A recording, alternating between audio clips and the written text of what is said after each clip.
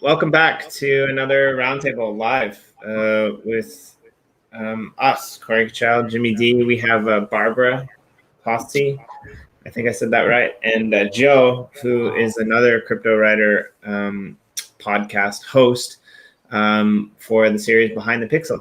I think I said that right, and Joe, who is another Cryptowriter.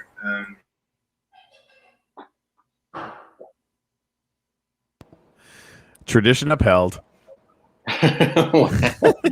every single time we start the show, and then Jimmy realizes, oh yeah, I've got YouTube up unmuted, and I'm telling you, like, this is like we're in the 50 plus times now. Like it's consistent. Like he's got a pattern and he likes it. He's gonna keep doing it forever. I mean, that one, at least I found it quickly that time. This is true. True. Sometimes it's buried in like a back, window that's open. That's like half pushed off the screen. It takes me like an hour to find it. The show's over by the time I get back.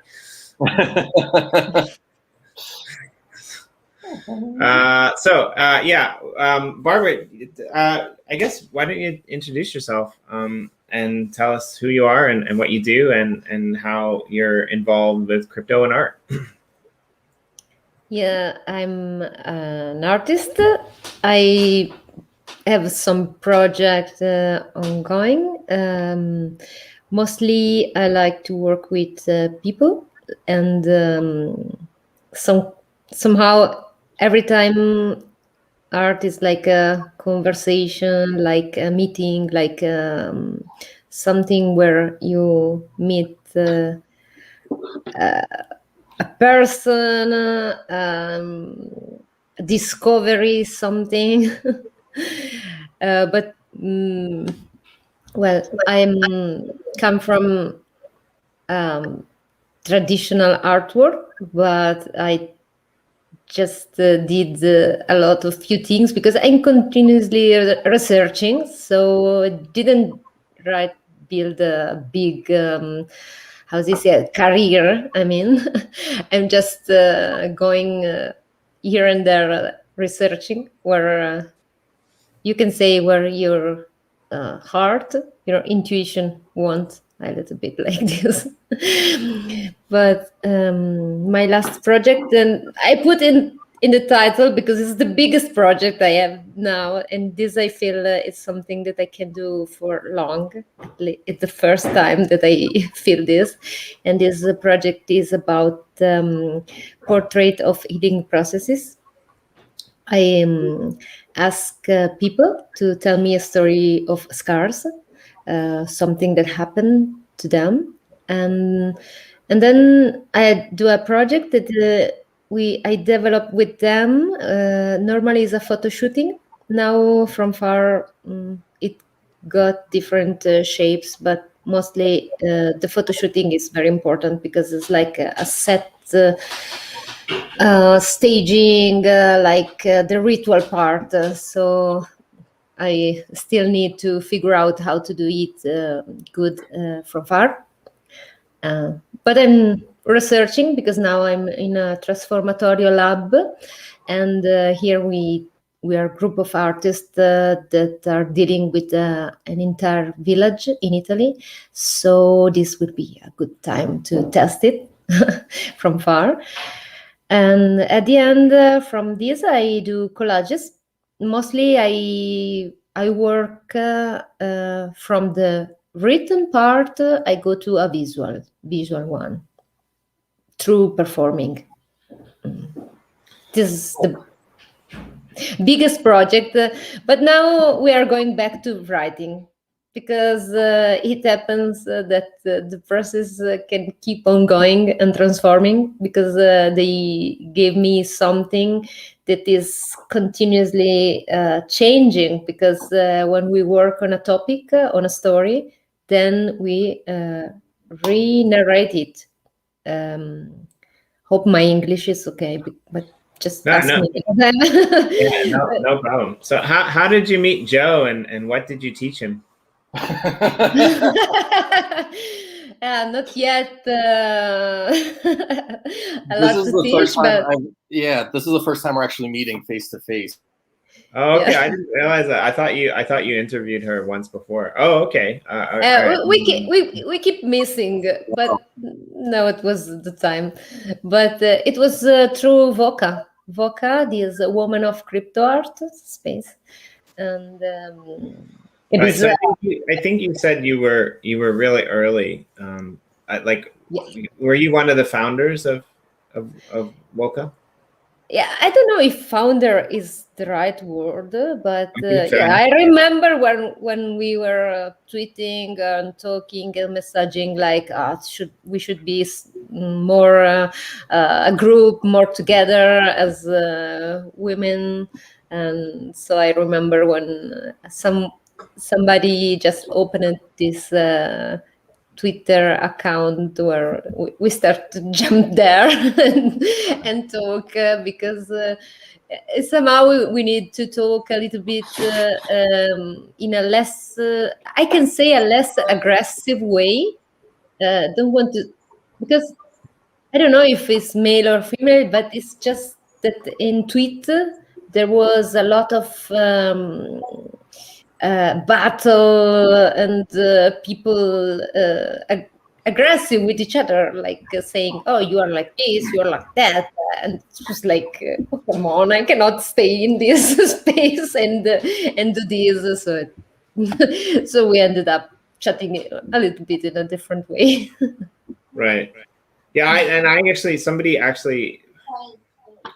I wanted to do a women in blockchain art episode at one point, and somebody actually told me that, like, why do we have to do a women in blockchain like, why do we have to be known as women, actually? Like, I thought that was actually kind of like peculiar, but at the same time kind of funny. It's like, well, if we're women in blockchain, then we're kind of saying that we're not playing the same game as the men. That was kind of their take on it. So I'm kind of curious, Joe, maybe I'll ask you this, because you've interviewed a lot of the WOKA artists and a lot of artists in general. What is the appeal, do you think, of this collective group of women, from your experience, interviewing them all? Do they all kind of seem to see the same thing, the same benefits, or is it? It's yeah, they do. Like, I mean, what Barbara said about like the art space for women and not like really being supportive towards them, like that seems to be a common thread for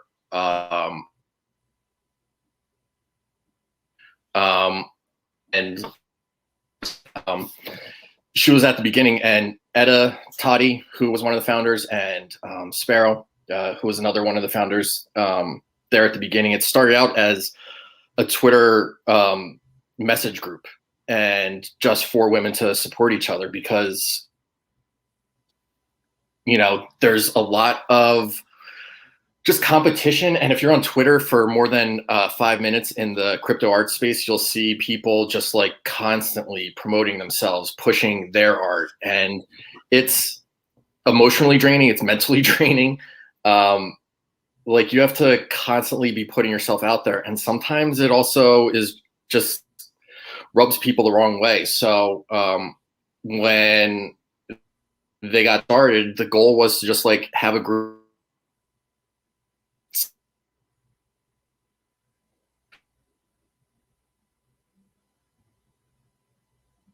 I cannot hear it. Yeah, I don't think. I think you're freezing up there, Joe. Did I lose you guys? Okay, I thought it was only me. No. We put him on the spot too much, and he self-imploded. But I think so. Yeah, like so. I guess, like, I'm not a female, and I'm not an artist, really. So I think I'm curious, like, does it seem like it's more difficult to break into the crypto art space as a female, or is it just that it's difficult to break into the art space as a female? Like, is it compounded, I guess, doing it online in the blockchain space? Like, I guess is what I'm asking.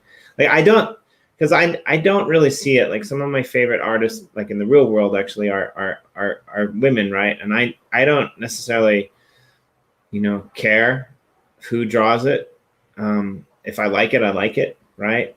And so, like, this kind of seems like it's, I don't know, like, it seems to me like there shouldn't be this struggle in the first place, because I would just assume that, like, art is one thing that is, not gender related or gender sensitive, but coming from what you said earlier, I guess it is, maybe, right? So maybe I can say something. I mean, I'm mostly of your advice. I don't think it's that the problem is not the art itself. It was, I mean, the experience, it was mostly about the crypto space. Not to say that is bad, but there is some kind of communication and skills that you need to have. Like the competition, for example, is very valued, or somehow the group, if you had the previous group or previous name, I mean, is a little bit more difficult if you stand alone. Like I was 1 year only listening, trying to figure out what was this space, what could I do. So for me, and I did something like I entered the group, and probably Angie remember, because I entered the group like saying, "Oh well, girl, I'm here, but I'm not feminist." Like, but it's just not to say that I'm not supporting. I mean, I love to be a woman and support women. I was just saying, don't get me wrong. I will not be into the political part of it. right. But that is one thing where what you have and you came into. But then there's these dynamics that are really quick. Sometimes there are these messages showing up, a lot of shield of art, a lot of I sold this, I sold that, and this for me, I don't know if it's for all women, but was like strange, because I'm saying, but I have to talk about the art, I have to present something. Does this happen? I couldn't really realize how this happened, because it was more like the marketing part and skill that I couldn't really guess. And also the normal support as a group, like, okay, we are all together in the same space.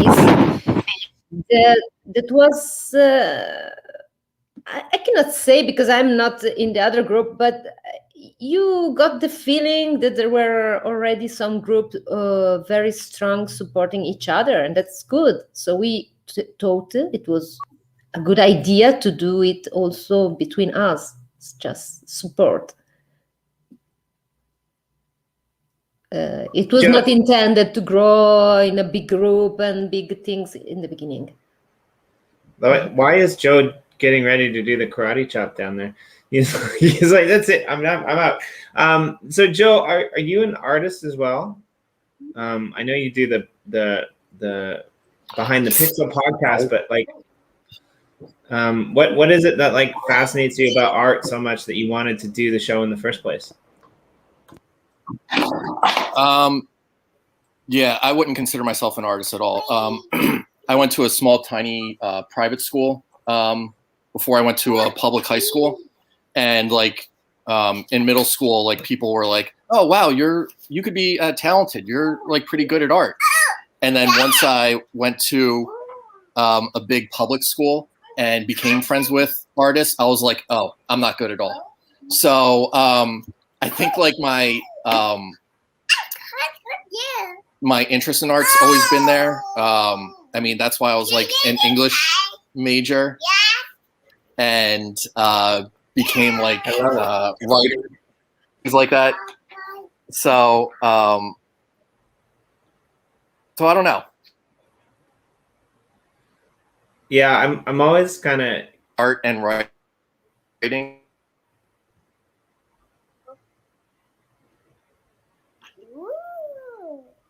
Yeah, so I'm always kind of curious about like, it's always really difficult, I think, to get things on the blockchain, right? And we come up with this struggle a lot. You know, we talk about, you know, what needs to be on the blockchain and what should be on the blockchain. And a good friend of ours, you know, Yoshi, he's always talking about, you know, he's more of a musician type of person. He's always talking about the ability to, you know, take proprietorship of your own, like of your own things, right? Like to self-manage, to be able to sell these things yourself, right? And I personally kind of think that like art on the blockchain is a really good use case. Art, gaming, music, these things that people use, these things that people will want to own. So like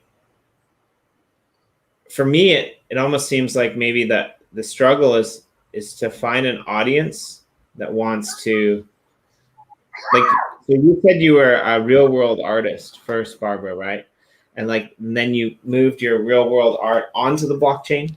Like, why did you decide to like do that? Like, how did you decide to do that? What got you interested in taking that art and doing crypto with it?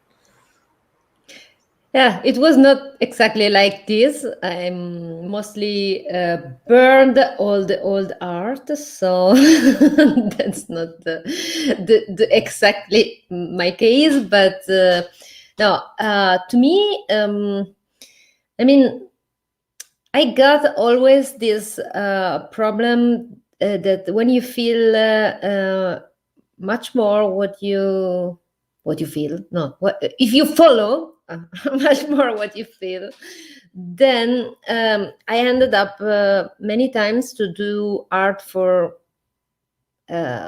maybe few people, because it's much more personal, much more a connection with few people. So it was maybe one time I did an entire collection the most quickly I could with two only color, black and white, because my friend told me I have this space. I have he was a jewel. He is a jewel. I say. Who makes necklaces, rings, and whatever. I don't have the name now. So, or I painted body for a pregnant woman, or I mean, it was organized to color all square of my city.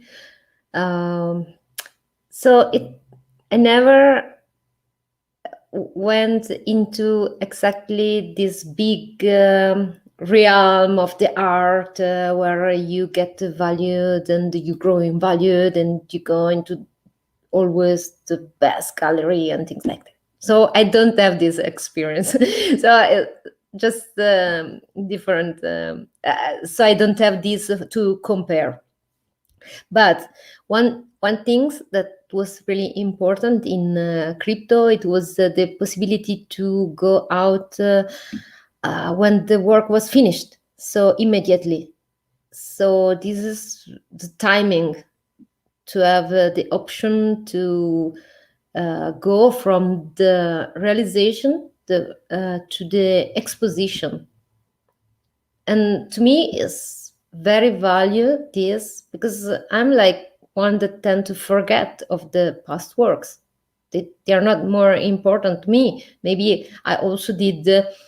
I did 3 NFT where I was burning my old drawing, for example. I mean, but it's like a continual process of alchemy. So it's like I can stop, and here you have this all this possibility that came around, the option to do collaboration, to build virtual worlds. I mean, I'm not good, and I just had a little try in CryptoVoxel, but all these options to express and to get in contact and to create new kind of conversation. And about conversation, the best is Dada art.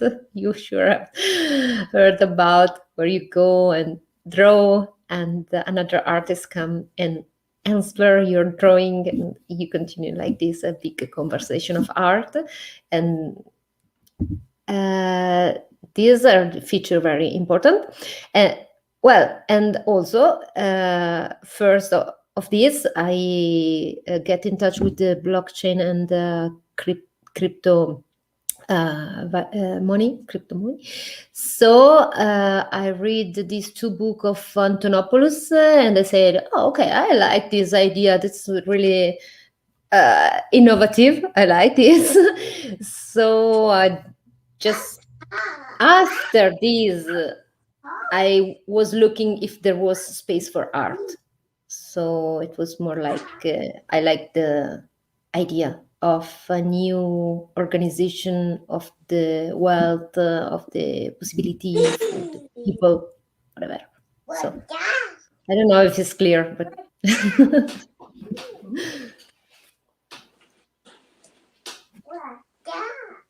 we cannot hear you, Jimmy. Sorry, I think I kind of understand. So, Corey, do you want to do some gratitudes? We should probably do that. I was kind of hoping that Jennifer would join us, but maybe we have the time. Sorry, we're having. I can't actually get in game right now. We're having some issues with the server at this particular moment, which we can talk about after. Yeah. Okay. The whole. Let me put it this way: our entire team is on it aggressively. Okay. Yeah. I usually like tune that out when I jump in here. So yeah, cool. So yeah, Joe, did you have anything you wanted to say, or wanted to ask, or wanted to remark, or wanted to relay from that lovely little lady that you have beside you? Yeah. Remember a week ago when I freaked out in our group chat about my computer not working? Like this is why I don't do things live, because my anger is not pretty for people else to see. So I'm on the iPad now. Like, it's ridiculous. So I have no idea what we're talking about, but I'm here. And I just reset everything, so I think we're good. And my daughter is cooking me breakfast with her wooden oranges and her teapot.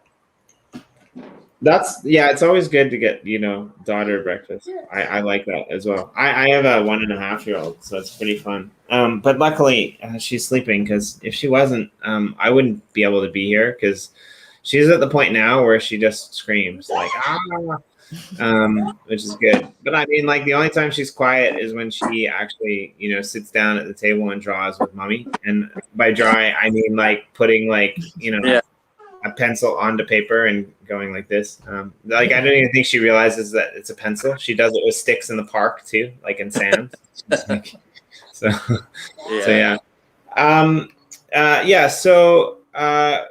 well, I guess we were gonna do the gratitudes, but we're not. We'll save those for later. So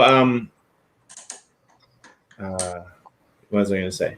Barbara, so I don't know if you know what we do in this space, but we have basically we do a lot of different things, but one of the things that we're mostly involved in, and how this kind of show started, was we do basically this like kind of gaming world where we put art and stuff like that up. And so, like I said, the use case for that is really cool.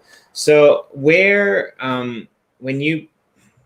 so you said you kind of do photography so I'm guessing you create NFTs from this photography. Yes. And so is there like a theme, or is it just you doing what you want to do? Is it just straight photos? Is there like, you add things to them? Is there motion? Can you tell us about your series a little bit, maybe? Yeah, it depends on the project, really. But there's Scar Kisses that is mostly about photograph, because I photograph people in a special moment that we decide, like is like a small dialogue performance happening. I mean, there are no people watching, but it's like ritual part. So I just have this dialogue with the people while I'm photo shooting them, and usually I prepare a set or I take them to a special place. With this, I do photo collage and few times also video. Mostly is photo, but this is because this is the right medium for this project, because I think that from a scar and an eating process, people already tend to talk about you have many ways to go. You go to psychologists or write down things. I mean, this is very no, but I think that something is missed because it's rest in this realm of the imaginary, of the feelings, something that you can really not write down. So to bring out this with some kind of, let's say, acting or flowing into the with my direction, artistic direction. I'm actually going to put your blog up on the screen. Is that okay, Barbara? I'm going to share your blog. Okay, and then we can see some of your photos as well. I just went to the very bottom because that one seems to it's always good to start at the beginning, I think. So yeah, this is your blog here, and in some of the sorry. So these are your images. These are ones that we this one is the first one that I did when I wanted to speak about the project to people, to get them involved. So there are no real people. I just cut some paper. But then after they came with the portraits. This is quite new, the blog, because I had a website, but this project cannot stay in a website because I had to add continuously content, and then everything went a mess. So I decided to stop and do a blog that was much easier.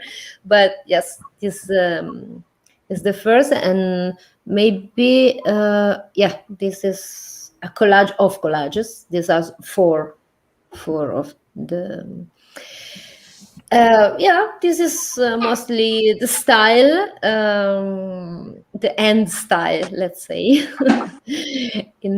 But these elements that you see is some symbolic, and I try to do something ritual. It depends on the person. There are no must. We can also play. There are many people that do it like playful. For other one was very strong moment, and now I decided to call back everybody and ask if they feel like to go on and write about it, a new story, because the old one is like left behind, and yeah. I think we will be ready, because I want to launch this new step of the writing in near Mint Base on Near, that is launching soon. And it's a platform that gave me really a comfortable place to play, and so it will be a new case. I want to try to do the book as an NFT. So I'm trying to figure out all the steps necessary and how to do it at the best. It seems like you're mostly on Ethereum. You're launching your NFTs mostly on Ethereum. No, this yes, now yes, because it was what I had until now. I'm mostly on super rare, ephemera, clone origin, variable. So- I followed, all Right. these waves. I've surfed all these waves. It depends on the. But now I decided to go with this Near protocol on Near. So they just another blockchain that had bridges with Ethereum. So it's interesting. There is a lot of things to study and to know, so you'll never finish in this crypto world. I mean, So Joe, do you like most of the artists that you interview? Where do they usually put the majority of their collections? Are they mostly on Ethereum as well? Yeah, it's mostly Ethereum right now. Some of them are moving over to Tezos though, with Hiket Nunc, I think is how you say it. It's Latin, and it means here and now. But my Latin's terrible, so I have no idea if I'm pronouncing it right. But like because of like gas prices and stuff, like a lot of artists are finding that they're having trouble, one, selling, but like two, like even minting NFTs because it's so expensive to do it. So over at Hiket Nunc, like the prices are extremely low, and like the money is still like people are selling things for like 5 Tezos right now, like 10 Tezos, so it's like $50-$70, like give or take. So it's really cheap, but like I think the same thing is going to happen is that like back when probably Barbara like started on super rare, half an ETH was like a couple $100 back then. Yeah. So like, but now that's what, $2,000, $1,700. So like, I think the same thing is going to happen on smaller sites like that. And Angie Taylor, who's another artist in Women of Crypto Art and was there from the beginning too. She's the one that turned me on to Hiket Nunc. Like she's responsible for. Yes. I see. I know you're washing your hands. If you, Jimmy, I can ask just if you want to tap into Oneiroscope. This is an example of a work in progress that will be launched on Near. This is this top one. So yeah, that's another completely different one. Is a collaboration with Rendered Flash. It's a guy from Germany. Oh, it's not. Okay, yeah. Okay, sorry. And this is a work in progress because this is for just to say that I'm not doing always the same things because I cannot. But this is radically going into the dream and intuition realm. Everything that is into this, we are going to let emerge from, let's just say, meditation or dreams or whatever.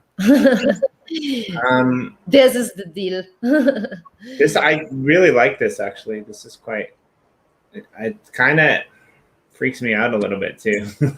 It's really like it reminds me a little bit of like, I don't know why, but for some reason it reminds me of like kind of like a post-apocalyptic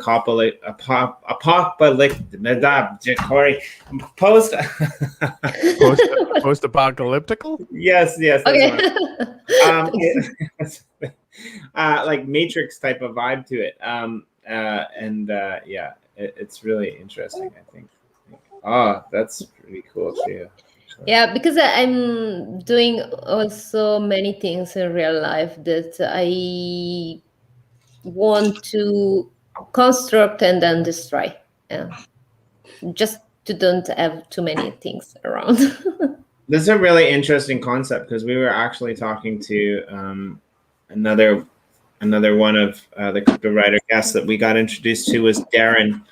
I don't know if you've ever met Darren from London graffiti artist, and he kind of does the same thing. Like he does something quite interesting with their project. A lot of times what they do is they'll create graffiti in the real world, and then they'll make an NFT out of it, and then they'll destroy it, like intentionally, right? So the only thing that still lives is that NFT, right? And it's kind of like that.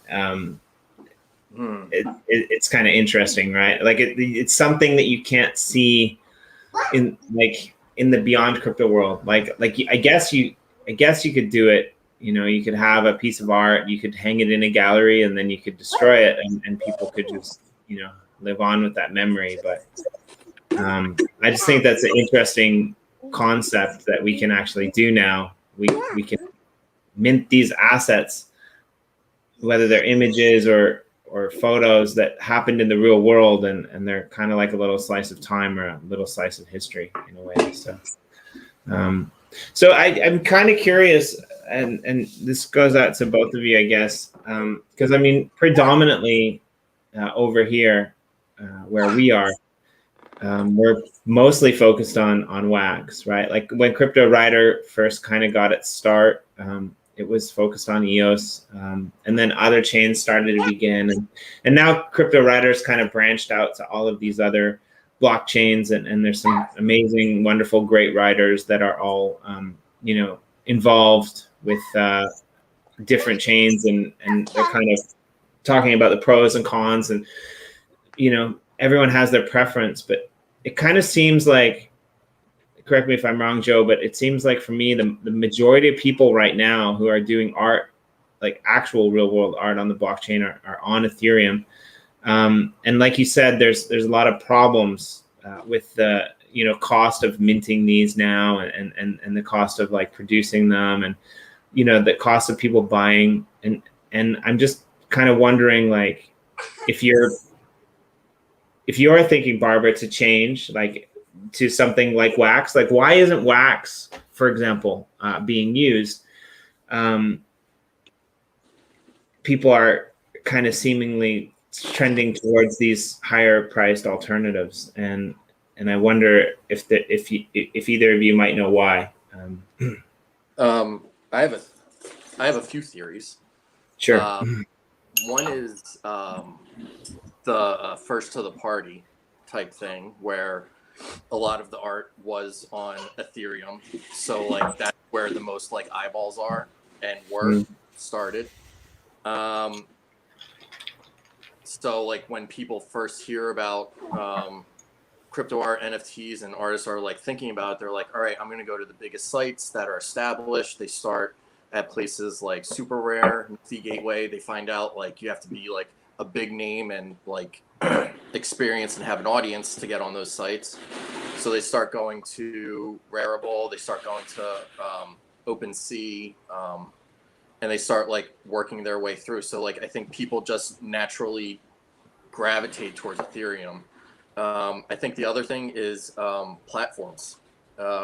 Like, can you name like something that is like, I don't want to like put down like Atomic Assets, but like they're like the biggest one right now.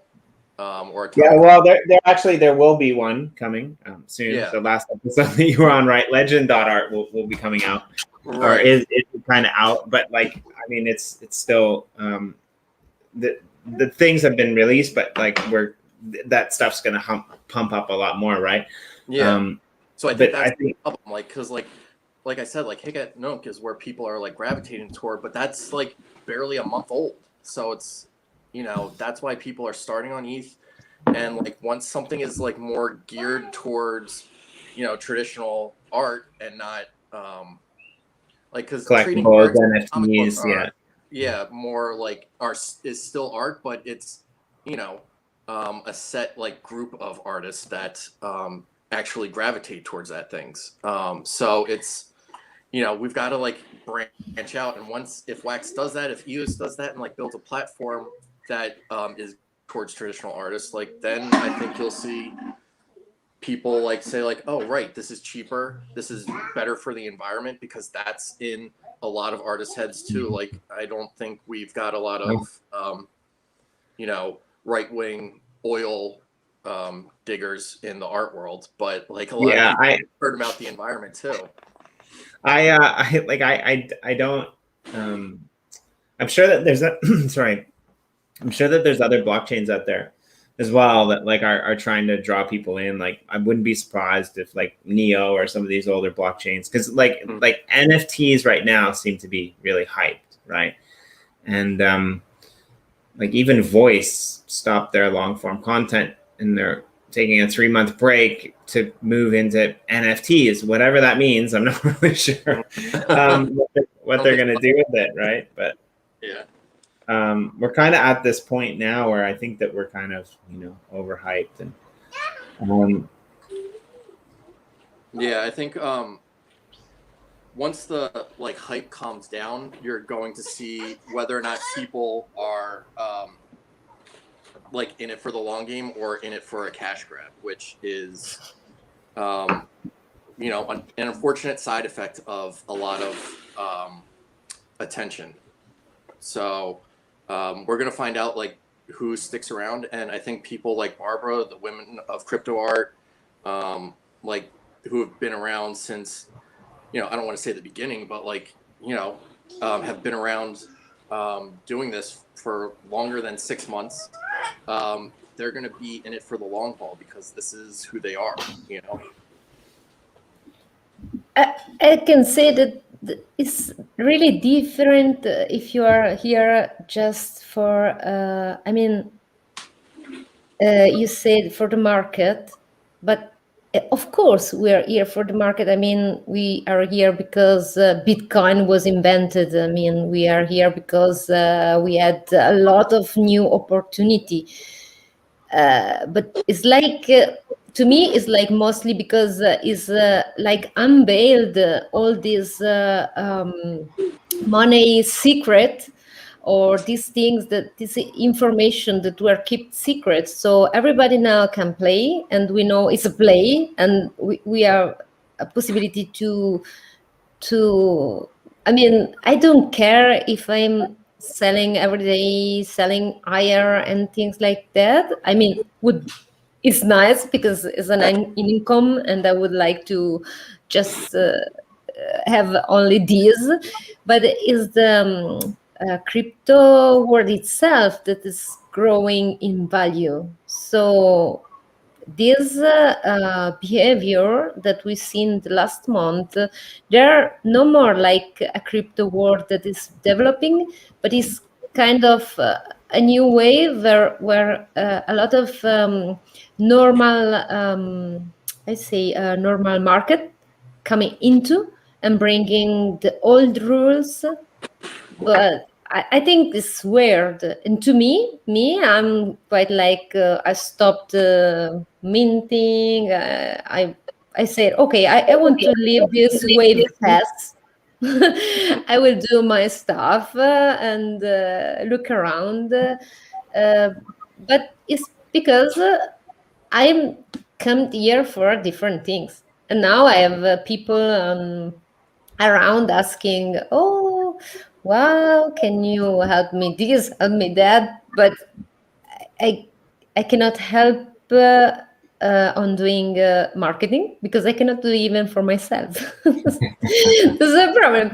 I mean, I prefer to stay and hear the data conversation, how to feel. I feel good when they continuously say we want to detach the market from the making of art. The income is it must be guaranteed in another way, and yeah, because we are free to invent something new. So I think it's boring to try to fit in the old world into new.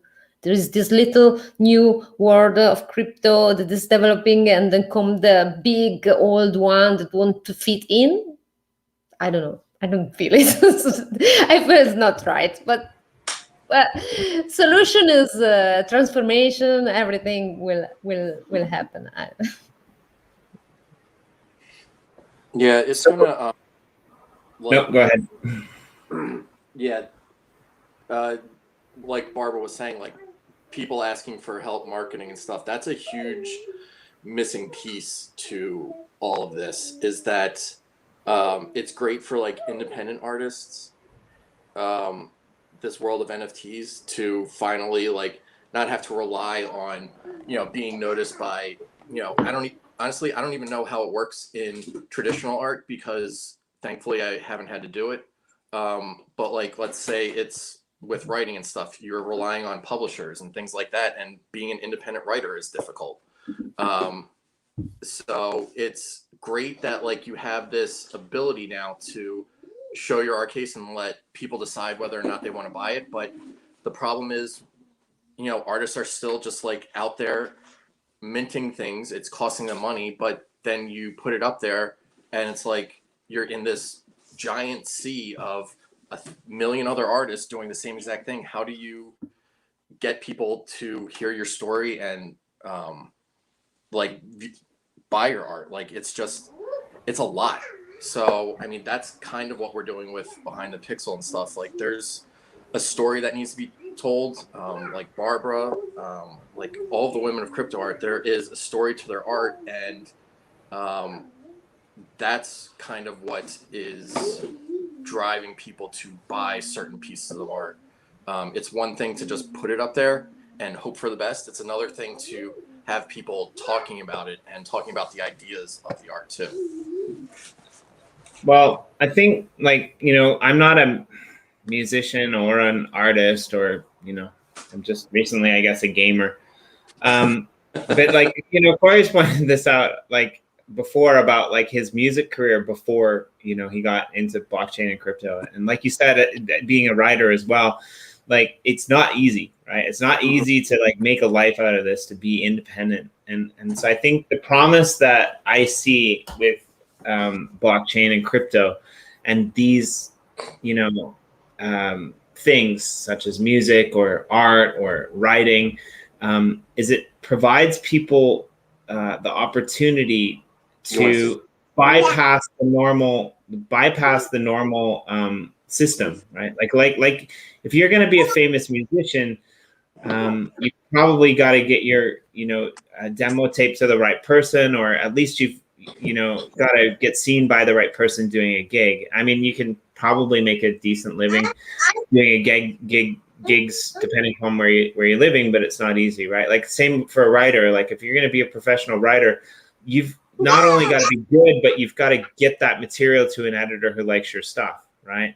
And I think with art as well, right? Like if you're going to be a professional artist, you probably got to network. You've got to hit trends, or I think it's really difficult to create a trend in art if you don't have a name behind you, right? So you have to hit trends, and you have to get into those galleries so that people can see you. And then following trends, and like that's why we're seeing like so many like crypto punk derivatives right now, which is, some are great and it's a cool idea and stuff, but it's not original, and it's not like, true to yourself as an artist either, because you're just doing something to hopefully get recognized for your other stuff. And I mean, that's a really good point, actually. I know. That's it.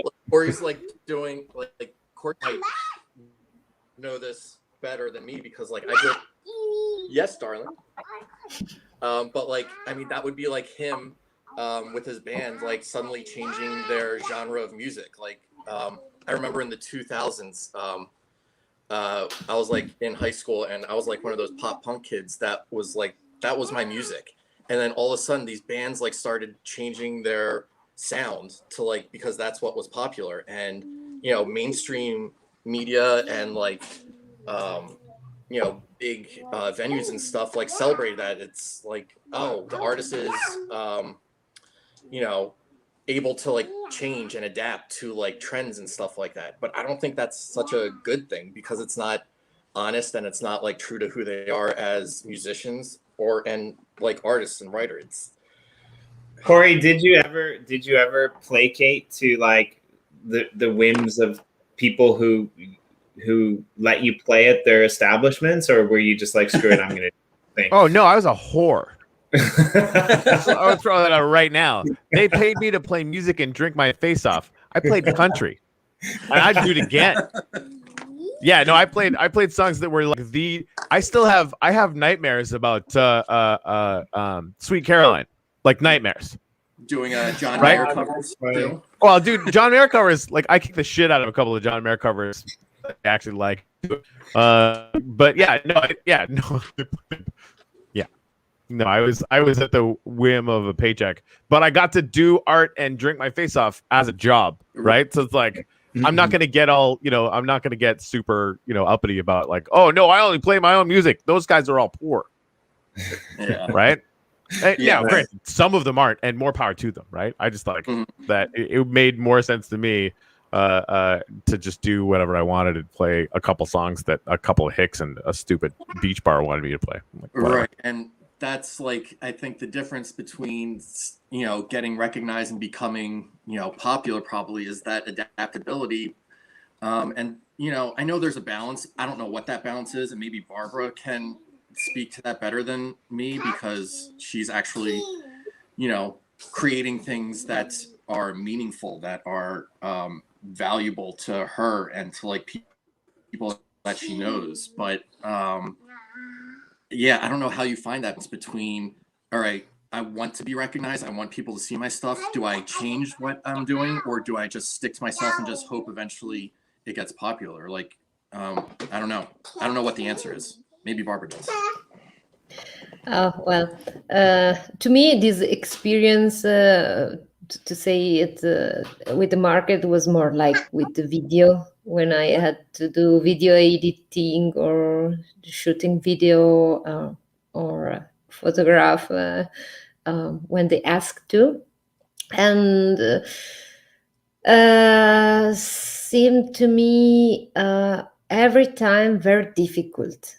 Like I was like feeling sad. I mean, I got this. I now ended up working with emotion because I felt it very from the beginning, very strong. So I'm sure that when I'm doing something I don't feel good, I did. I mean, I know what it is. That's not that I don't know. I don't like to talk too much, but I felt like I'm not considering even art. Maybe I did something like this, but I just kept on leaving it behind, like trying to do other decisions and maybe do only other kind of work in the beginning that were maybe detached from the art, because it was better. Because otherwise I would not go again into art. I mean, so I felt I couldn't really how you say betray, no, yes, no, Yeah, or constrict too much myself into this. I prefer to go. I opened a shop, ecological, and found other ways to do like this. Well, so what this that Joe was saying, sorry, maybe I'm not continuously straight, but I remember Joe was saying something about the different kind of NFT, and I can see into this space that is easy to do an NFT, like sort of visual part of a value. So if you want to buy something, you buy something because you like. And if you put your value into this, it's like the box of your market, the box of your affair, not affair, I didn't have the right word, but it's different. You're putting yourself into your art, and it's your it's like you've wrapped it, no, with art. You are doing transactions, you are putting your value and want to earn something by using something nice to like when you exchange something that has a visual part, and it's really different from art. It's another kind of art. Maybe it's like art, but I don't know. It's more like I don't know if it's the right example, but now I got this like for a CD of music, you got the cover. I think that they are also art because they are so beautiful, but sometimes it's not. Sometimes it's just a cover, you know. I mean, it's and the music is the art part. So. So I guess that brings me to like my next question, right? Like, what would you? Well, I have three more questions that I'd like to ask. Number one, like, what would you tell an artist that is struggling in the world about the potential of bringing your art to, you know, the blockchain and making an NFT out of it? Number two, what would you tell like Joe or someone like Joe, who doesn't think that he's an artist, but he probably is? And maybe, Joe, I don't know, maybe you had like issues in the real world, like whereby you weren't able to get the recognition that you so sorely wanted, but or maybe maybe you just looked at it and you thought like, sorry, I'm trying hard really not to cut people off, but I'm going to cut you off with this one because I'm heading in a certain direction. This is very pointed at not you, at me, because I want this advice from my wife. As Corey knows, we're launching a new kind of carbon fund art series. Art music series, and I work for Gender EOS, and we put together this thing for Uplift Art, whereby we could match Yoshi Drop's music with Gender EOS music, and Blue created this Gender EOS thing, and I contracted my missus to do the, like you said, the cover image of that digital vinyl album, and she's never actually put art in a gallery. She's never ever done anything for it, and she spent like 2.5 hours, maybe 2 hours, sitting in the kitchen drawing a picture of my daughter, that was like with the Gender EOS symbol, and it was like a perfect carbon copy of like the carbon fund type of thing, with like trees coming out of her hands in a cute kind of way, not a sadistic way like Poison Ivy. And this is the thing, right? Like Joe says he used to create art, but he might not be an artist. But like, maybe, in my opinion, blockchain might be a way to get people who don't think that they're artists out there and get them exposed. I don't know if I'm wrong. That was really way too long. So back to the first question, what would you tell, artists that like don't know about NFTs, about the positive potential? And the second question, just ignore my whole story. What would you tell Joe about getting his art like onto an NFT? Those are my two questions for either of you, actually. Maybe I can shortly respond. I would say that to me it's difficult to say what is art and what is not, because it's completely something that I'm not really going to say. When I use like for say examples, but these open a wide discussion that I don't really feel like I want to do because is somehow is difficult. We always think to have to be someone and cover all the hurt and do a ranking and be in a ranking. You go into the dashboard and things like that, but it's not because you go into the dashboard that you are more artistic than if you are not going there.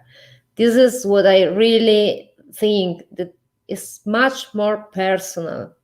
It's much more something that has nothing to really do with the market, even if it's okay, a way too. But it's like when if you are good to make shoes, it's the same. I mean, I don't see this too much. I think that if we build a personal relationship in a small group and strong connection, that's far more valuable. So that's why I will never say to anybody, come here into the crypto world. I just told to my friends that I care because I would like to have fun with them. And I invited few people, but just because I want to be there long time doing things together. And it's a different things.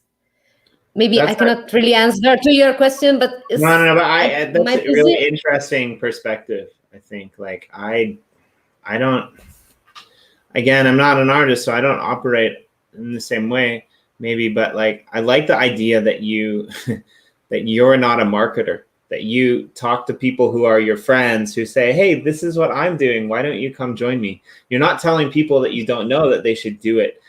You're sharing an experience that you had, and I really think I appreciate that answer. So that is really nice. And your wife drawing, that would be the best to have inside together with your music. No, I don't get if you do the music or I mean this kind of matches. So I think from that, the way that I saw it actually, Barbara, was that my wife will never put in the time to go to a museum and get her we'll never put in the time to go to a museum and get her art discovered. So like not knowing, she's like me. The opposite of you, right? But there is a person, like Joe said, there's a person behind the art with you, right? Like you have your own website, you have your own following, you have your own art, right?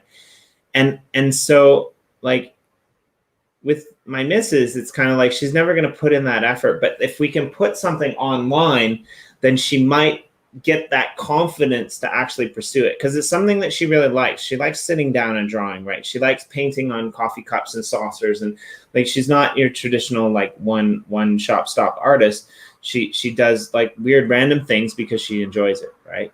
And like so she's painted plates, she's done like mobiles, like she sews, right? Like she used to make costumes, like so she does all of these varied things, right?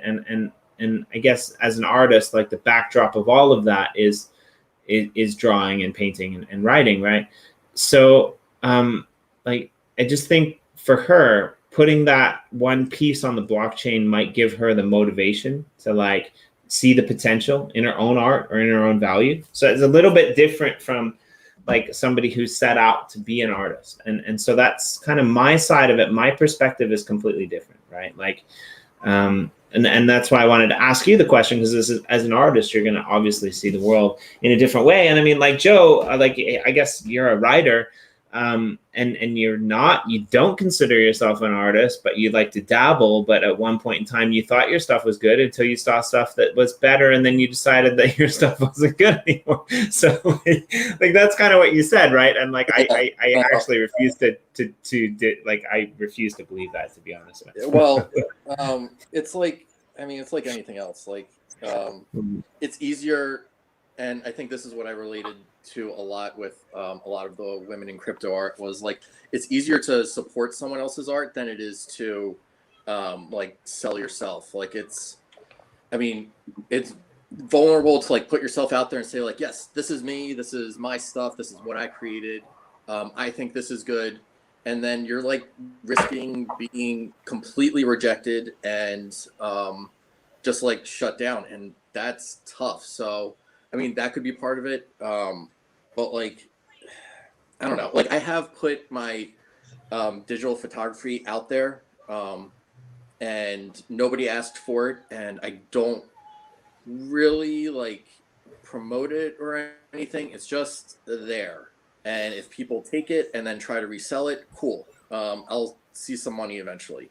But yeah, I don't know. Like, it's easier for me to tell someone that, like, yes, your stuff is good, you should be doing this, than it is for me to be like, maybe I should try this, because I don't know, like I still see myself, I don't even see myself as a writer still, despite the fact that, I went to school, I took, 1,000 creative writing classes. People have told me my stuff was good.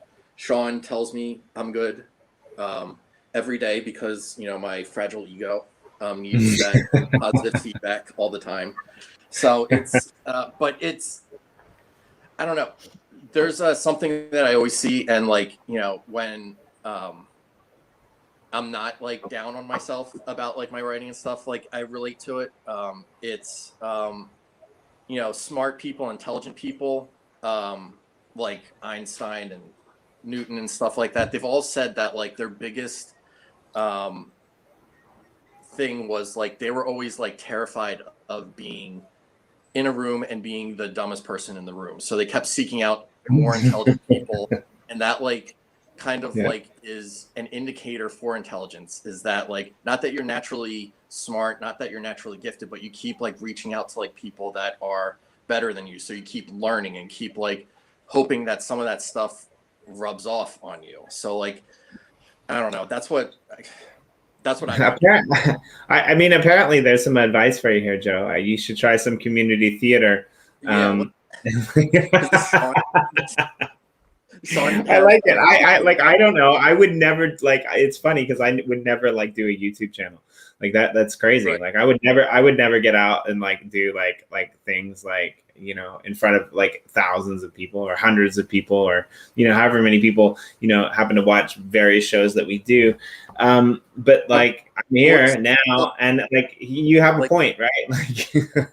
This Team Daniels that wrote now had a good idea. Maybe the next time we can also come back together and do something with the masks, staging, and something different. Because I mean, theater is fun. Theater was never a thing. I've done story slams and like stand up before, so like that stuff I can do. But theater, I can't act. I know I can't.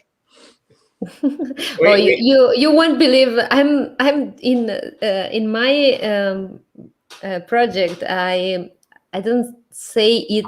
I don't see it like exactly acting, but somehow we do theater. I mean, I mean, it depends on how you see this character far from you, or you want to show something or not, but at least, well, in your photo earlier, like of the I think it was a woman in the forest with the face paint on, and actually mask. It was a mask. I wasn't sure. It looked like face paint to me, but like the nose was a little bit pointed, and it reminded me almost like of a Venetian like mask. I don't know. I don't think it was a Venetian mask, but the shape of it, the nose especially, reminded me of that, kind of a Carnival Venetian mask. So I think it would be really cool if Joe actually interviewed you on Behind the Pixel, and you guys both wore like masks. That would be really fun, I think. Oh yeah. Well, I have to do. It's an audio podcast, so I don't know if it would be beneficial other than to us talking to each other. No, but I mean, you could like break the repertoire, and you could do it live with the masks, because like that way people couldn't see your true facial expressions, Joe, and you would have nothing to worry about. You could hide behind the mask, and they wouldn't see your facial stretches of anger, is what I'm saying. Frustration with technology. So yeah. Oh man, I get that, Joe. Like I get frustrated every single day. Like if you want to watch like a real, pardon the French, shit show, go back and watch like an episode that I did yesterday. We have another guest. I don't know what's gonna happen with this, but yeah, like I was like having serious problems. So hi. I guess we're gonna keep going, because we started like an hour and 15 minutes ago. But but like you're here now, so I had two options. I could either let you in, or we could just like all just disappear and pretend that like we never saw you. So I'm gonna go with like. I'm really sorry. I messed up the times. That's okay. I did that today as well. I was supposed to have a meeting at 4, and I showed up at 6. Oh dear. Yeah, fair enough. Well, I'm glad I caught the end. But don't feel, if you're all winding up and you need to go, that's okay. I can. Well, I got at least 15 minutes and maybe a little bit longer. Jen, but I hung around. I don't want to commit other people. So if you guys have to drop off the stream, it's cool. But I mean, it'll be more of like a round robin table, like a musical chairs type of thing. If people start coming in and dropping off, like Corey's gone, like somebody else might come in, like we can just have 4 people that just keep like moving around. It can be infinite. Sure. So Jennifer, why don't you have you met everyone on the panel before? I know you've met Joe. But... I know of everyone. I've met Joe. Hi, Barbara. I haven't met you in person, but I know your art very well. Me too. Yeah, so nice to see you guys. So do you want to give us a quick introduction of? Sorry, Joe. Do you want to give us a quick introduction of who you are? Sure. So I'm Jen, aka Stelkart. I make 2D animations that tend to be kind of silly on the surface, but have a deeper meaning behind them. And I've been doing that since October, and I'm on Super Rare. And I'm just about to launch in a couple of weeks with a new platform called Morrow Collective, which is it's kind of a platform that bridges traditional art and NFTs through gallery involvement. Is it bad that like I'm picturing the yin yang in my head right now, thinking about that? You make 2D images that have more behind them. When I look out at the outside world, sometimes I see 3D people that have less behind them. So it's like, that's a really weird and you're walking on the street maybe with somebody else? Are you doing that? Yeah, I'm here with this is my toddler. Nice. It's like a toddler session. There's. Oh my god. There you go, buddy. He wants me to take his trucks. Give me those. Here you go. I mean, it's 11:15, and if I didn't, if I wanted to get divorced, what I would do is I would go into the bedroom and I would wake my toddler up so we could have a toddler party. But that's like not gonna.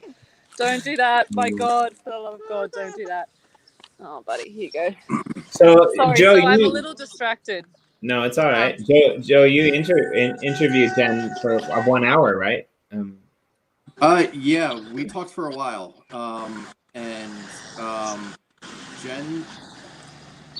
Jen's right when she says like her art seems silly on the surface. Like I didn't take it that way, but like I can see how it would be seen that way because one of her pieces, one of my favorites was Spice Politicians that she did, where she took female politicians.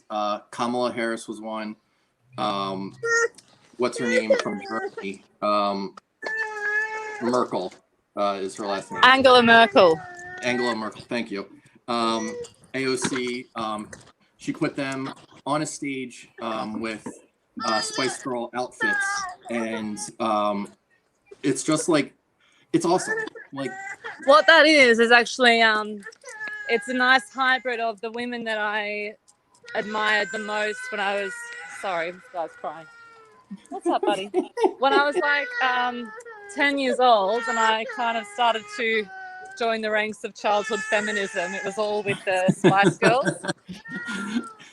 And now as a mature feminist, I've got these political heroes, and I just decided to put them in the place of the Spice Girls. And it was a little bit silly, but it also, it says a lot about, my growth, where it started and where it has become what it has become. Yeah, a lot of my art is very feminist rooted and based.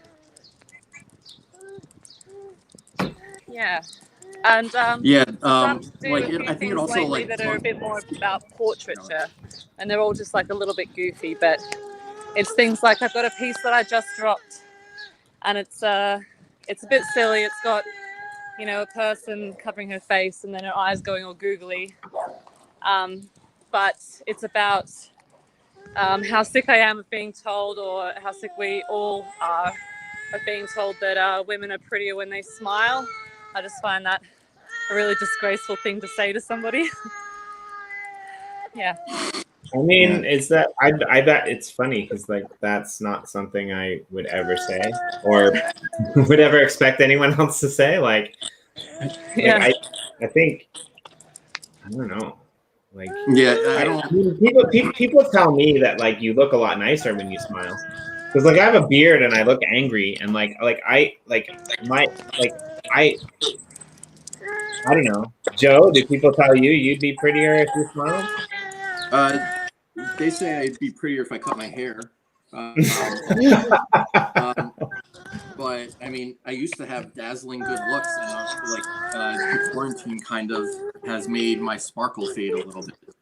But yeah, I think Jen's like always having an argument with that prototypical, frat boy mentality in her work, and I think that's one of my favorite things about her art is that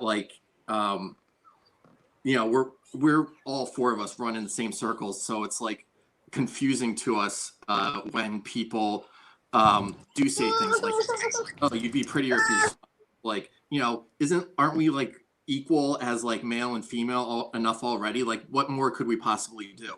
And like, we're not familiar with people like that, but like that is a majority of especially the United States population still thinks that.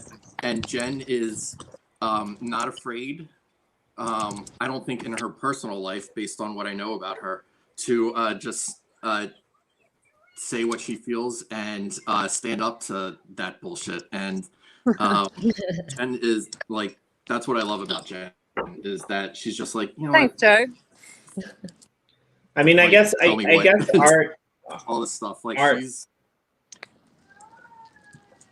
No, I was just gonna say, I guess art for you guys is like this YouTube channel for me, because like this is what I do. I just say what I feel, and I like this is why I like doing it live. It's actually the polar opposite of you, because like I like doing it live because like I like when like I get annoyed or I get heated or I like or Corey tells me like, what the fuck are you doing? Like, you're completely wrong. That's not right. Like, no, you can't say that, right? Like live on the air for everyone to hear.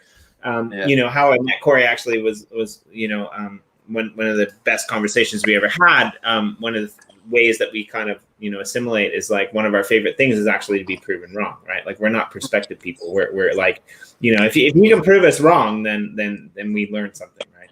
And so I think like when you look at art, and I mean when we had Barbara's art up earlier on the screen, I always hated English.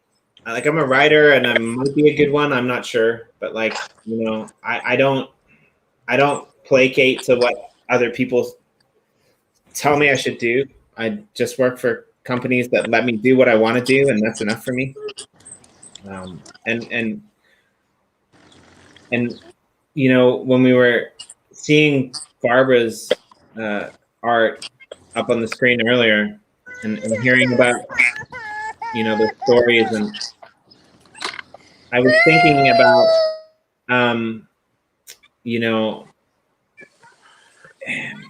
about English class, funnily enough, and like how people used to tell me, how my teachers used to tell me, this is what Shakespeare meant when he said that. And I was like, there's no possible way that you could have thought that. Like, there's no possible way that you can know what Shakespeare was thinking when he wrote it, right? And I always get like pretty like, I don't ever want to tell an artist when I see their piece, this is kind of what it means to me, right? Like, because like I saw a few of Barbara's pieces, earlier when we were watching, and like they reminded me of something, like, but it's emotion, And like, I'm really bad at using 7,000 words to try to like describe my emotions. That's what I do, right? Oh, that's good. They make the effect. But like, I don't want to put things in a pin in a box, because I do appreciate art, and I think that idea of, you know, being able to simplify an idea into art and into emotion is really interesting. I'm just kind of rambling now, I think, but like I hope that you understand what I'm trying to say, right? Like that's a medium for like discovery in this way, right? And like if your art speaks towards like a cause, then I think that's the best way to do it, right? If your art speaks 100%. towards a passion, sorry. I completely agree with you, and I'm the same. I'm not great at writing down things that I want to say in a paragraph. It's actually a common struggle, I think, amongst artists to be able to talk about the work that you're doing. And that's why we've got like art journalists and people who write great editorial. It's such a gift to be able to write about the art, and it's so rare to have an artist that can do both, I think. I'm not that good at it, to be honest, because I think the best way to do it, from my understanding, is Joe's way of just asking questions. Yeah. You know? Yeah, but still you are free. I mean, to me, I can say something about my work. I mean, but the meaning itself, it has no one meaning. I like when people can stay a little bit to explore. So, because it's not about the art, it's about the effort that this piece of art make in you. The conversation is for you. And I don't have to know it, but it's also nice if you want to share, because it's more like a conversation. And the best is sometimes really talking about, not really writing, because it can be restrictive. And again, this emotion, narrow it down into these words that, well, if you're a poet, and it's really nice, also the writing, because I love also writing, I mean, but it must not be something that you should do. Jimmy, to help you with your problem with English teachers, since I'm an English teacher in my real life, I hated English in high school too. I was terrible at it, and like I would write my papers the night before, get a C on it, and be like, I only spent 30 minutes on it. Can't be that bad. So, but like what clicked for me was like someone, one of my teachers, my senior high school English teacher, said it's just like emotions, like that's all it is. And once like I made that connection, I realized, oh, I understand emotions. Like I can analyze literature then. And if you take that same mentality to art, especially like Barbara's art with like scars and things like that, you're gonna understand it on that level. So like maybe the problem wasn't your English teachers, maybe you're dead inside a little bit and you don't have a heart. No, well, I mean, at that time, at that time, I was totally like dead inside. Like it wasn't cool to like be who I am now. Like Exactly. You know, all the cool kids, they're pumping gas back in my hometown that like got smaller, not bigger. So, and I'm not joking, but I think you bring up an interesting point, right? Like I think artists in general, maybe not musicians, I'm not sure, but I'm gonna kind of say musicians as well. But I think it happens earlier for musicians. But artists in general, theater people in general, like most of us, like are damaged, like in a way, right? Like that's what brings it out, right? Like there's probably times in your life when you were in high school or when you were in elementary school, probably not elementary school, because elementary school kids are awesome, they love everyone.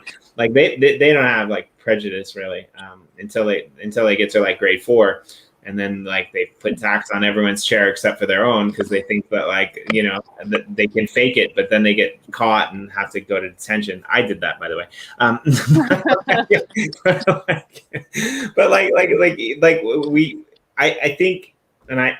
I think damage is a part of what makes great creative people, right? Like and like so. On the back of what you were saying, actually, the reason that I'm a professor now, but the only reason that I'm a good professor is because I do absolutely nothing. Number one, and number two, right? Like when I was a teacher, I'm a qualified teacher in the U.S. as well. Like here, like my thing is like I'm a good teacher because like I hated the way that I was taught, right? Like I want people to experience that, right? And I have this weird thing like. Now it's becoming therapy for Jimmy D, maybe. I'm not sure. But I have this weird thing. So I'm going to tell you something that I've never actually told the public before. There are times when I close my eyes to go to sleep and I hear music, right? I don't see dead people. I hear music. And this music is not music that exists, right? Like these are amazing pieces of music that only I can hear. There's some like weird alternative reality that like I'm tapping into that allows me to hear this music. And the minute I focus on it, the minute I become conscious of it, I lose it. And like, I'm not a musician, so I can't remember it. Like I can't put it down. The same thing happens with art, right? Like there'll be times where like I completely zone out and I have these amazing, wonderful pieces of art in my head. I wrote a book when I was younger of poetry, actually, no doubt. And I had this amazing, wonderful like picture of like it was divided in half. Half of it was like the Greek civilization because I was a big philosopher, and the other half was like nature, and there was like a central column, and like it's laid out in my head. But I cannot draw it because I'm not a good artist. The best I can do is give a sketch, and anyone I gave it to, even I paid them to do it, they couldn't recreate it, right? And so like it's so frustrating because like I can see this picture in my head, right? And I think that's what I love about artists. That's what I love about musicians is there's a missing link somewhere in the back of my brain that like allows those people to take those things into practice and put it into reality, right?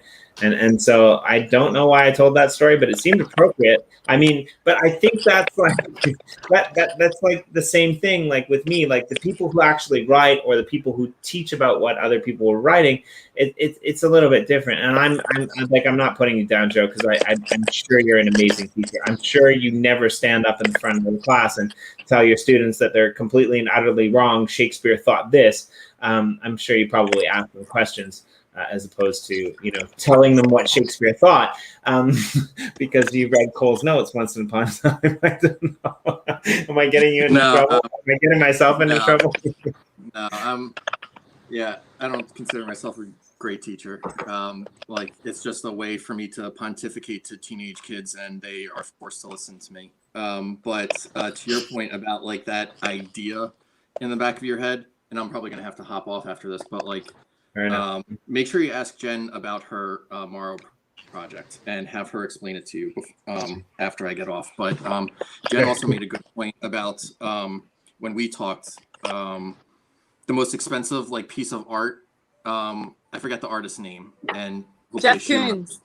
Yes, and his like balloon animal type thing, and how people were, upset and a little like turned off by the fact that he didn't make it himself and that he profited off of like other people that actually built it for him, and how his response was that like, well, it was my idea and it was my vision in my head, and that's really like what we're like paying artists for when we buy their stuff. We're paying them for their thoughts, their ideas, and like with Barbara's work, their emotions and stuff that they have put in there. And we're saying, all right, we'll complete this transaction. Here's money. You keep putting yourself out there because it is valuable and we appreciate it and we enjoy it and like it. And this is what makes us human. like that's what is, you know, good about art. Like you struggle like getting it out of your head. Barbara and Jen are like communicating to us in a visual sense. Like I can't do that. I can do it with my words. But yeah, Yeah, I mean, what is art if it's not like the realization of some kind of part of your imagination, right? Mhm. It's like, yeah. Yeah, but it's also like this when you do a film or a video. Yeah. Sometimes you need to work with the people that can do. I I don't think it's just something to blame. I mean, it depends on how it's made. I mean, if he had slaves working for him, maybe okay. But I don't know what you are talking about. So what? So he actually But- said That's about his great. art that he so in the way that you or I, Barbara, might tell our brains will tell our hands to make something that we make. So his point was that his brain tells his assistants to build something for him. Same way as like, you know, his assistants are his hands building something. But I mean, like, Whatever. how do you like without like something plugged wirelessly into my brain? How do you convey what you want built? I mean, that's I don't understand. Kind of going back to my old point, but yeah, like it's an interesting concept, right? Like who you know who owns the rights to that, right? Like I don't. I mean, in the real world, that's 90. Like artists they get really fussy about stuff, right? Like in the real world, 90% of what you do doesn't come back to you. It goes to the company you work for, right? Like, that's like, You so can I mean, definitely like, get some divas. yeah. So, but I I'm think gonna have to hop off, guys. Sure. Jen, I will Thank you, talk to Joe. you soon. It was good Cool. seeing you. I missed you. Bye, Joe. Barbara, Thank you. as well. Was awesome. I Well, will reach out to you soon too, as well. okay. Our own thing. See you guys. Bye, Joe. See Thank you. you for joining Bye. us. Thank Say you. Oh, Bye. You like have the same color hair as me when I was a lovely. kid. Right. See you guys. That's awesome. Yeah, so I think like I guess the question that I wanted to ask, because I asked Barbara a lot of questions before you jumped on the stream, but now after listening to Joe talk, I'm kind of curious, right? Like in the real world, like we were talking a little bit before, like in the real world, like when it comes to artists, when it comes to musicians, you kind of have to make that choice between, you know, placating to what other people want you to do, or you have to like stick to your own thing and do what you want to do. Like it's really hard to become a musician, or it's really hard to become an artist, or it's really hard to become a writer in the real world, right? Like, you know, you really have to put a lot of dedication into it. And even when you do become an artist or, you know, a chef, like even when you become a chef at like a top restaurant, some guy writes an article in the newspaper about this show that you did, or about this like, you know, dinner that you did, or about this menu that you planned, and they give you one thumb up and one thumb down because like there's all these critics and stuff like that, right? Yeah. And so I'm kind of curious, like, are there critics in crypto art?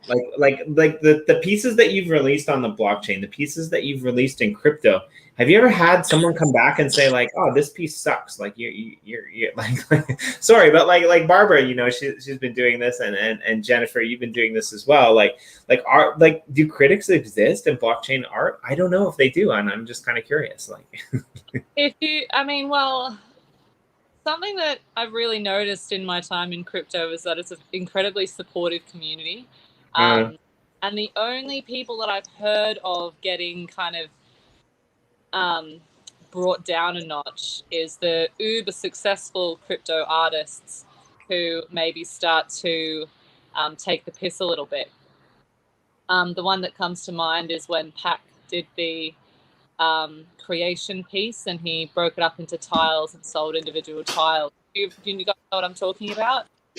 I don't know what you're talking about, but that's ridiculous because I live in Japan, and I used to live in Hokkaido, and there was like this big massive art thing in Hokkaido, and like the whole like thing was dominated by a Yoko Ono, and you used to have to walk around, and there were all of these televisions that were pointed at the sky taking pictures of the clouds, and then you get these little stickers and you could complete the card, and then you get some like special award, and there were like 53 televisions or something like that, something ridiculous.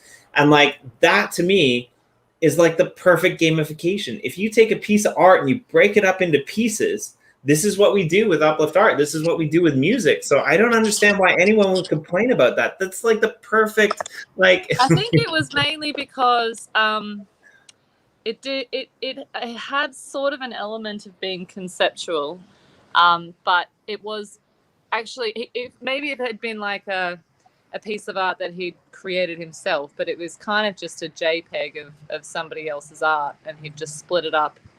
And it was almost like, I can't, to be honest, I don't know if I love it or hate it, because I've put myself in his shoes, and I'm like, maybe I would take the piss as well. Maybe I would see how far I could go if I had that kind of power. I don't know. But going back to there being critics, what I'm noticing also in crypto is that maybe there's not a lot of criticism, but it might come down to there being not much curation at all. It's not like in the traditional art world where you have exhibitions that are, you know, posted and in the newspapers, and you've got people going in, and it's not really covered. It's covered by enthusiasts, definitely, but there's not. Yeah, I think that's all to come, definitely. Because I think that's something that's missing, actually. Because what also comes with that is there's no quality control, and there's a lot of art that's being dropping left, right, and center, and not just like on like Rarible or OpenSea or the free-for-all kind of sites, but even if you go onto the curated ones, like if you're a verified artist on Super Rare or Maker's Place or whatever, as soon as you're verified, you can drop whatever art you want. And there's nobody at the top sort of saying, oh, not that one, that doesn't quite fit our ethos, you know, so you do end up with some questionable quality. But then, having said that, art's completely subjective as well, so who's to say what's good and what's not? What do you think, Barbara? Yeah, in the first, I was asking me, well, how you can say one is an artist and one is not. But I've already explained before that I got a different story, so I don't even have the.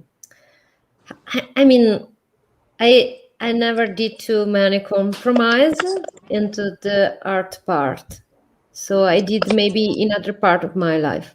So never also tried to reach this ranking, because I think I'm quite allergic to this.